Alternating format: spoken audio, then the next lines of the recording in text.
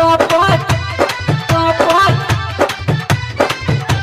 छौरी गे फूलल छौ फुलौना पोपटिया नै बाजै छौ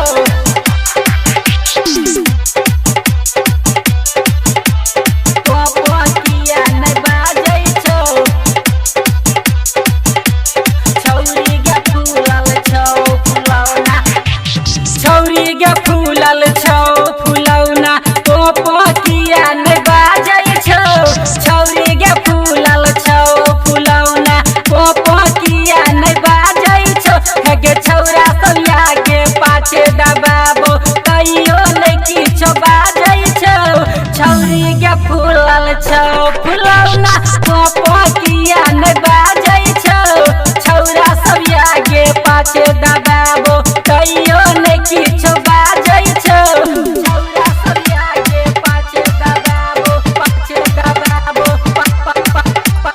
DJ Sumit Satish, DJ Sumit Satish, पाछे दबाबो कहियो नै किछो Raymond, कहियो नै किछो बाजै छौ हाथ लगेलियौ छुके देखलियौ तैयो नै किछो बाजै छौ हे गे तैयो नै किछो बाजै छौ जहिया से बजलौ डीजे पर गाना छौरा सब खूबे गाबै छौ हे गे छौरा सब खूबे गाबै छौ छौरी गे फूलल छौ फुलौना पोपटिया नै बाजै छौ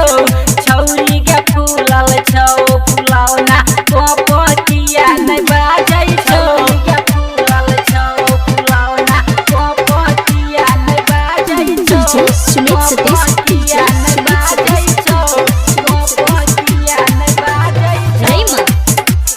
Raymond, छौरी गे फूलल छौ फुलौना पहिले जे रहौ छोटे छोटे अब नमहर किया लागै छौ हे गे नमहर किया लागै छौ टोली के सायज तोरा गे छौरी ऊपर से किया दाबै छौ हे गे ऊपर से किया दाबै छौ छौरी गे फूलल छौ फुलौना पोपटिया नै बाजै छौ छौरी गे फूलल छौ फुलौना छौरी गे फूलल छौ फुलौना पोपटिया नै बाजै छौ पोपटिया नै DJ बाजै Sumit छौ Satish, DJ Sumit Satish, पोपटिया नै बाजै छौ छौरी गे फूलल छौ फुलौना पोपटिया नै बाजै छौ राइटर रोहित भूला भूला कर केतनो तोरा दबाबै छौ हे गे केतनो तोरा दबाबै छौ गायक मजवा मजेदार छौरी केतनो तोरा दबाबै छौ हे गे केतनो तोरा दबाबै छौ छौरी गे फूलल छौ फुलौना पोपटिया नै बाजै छौ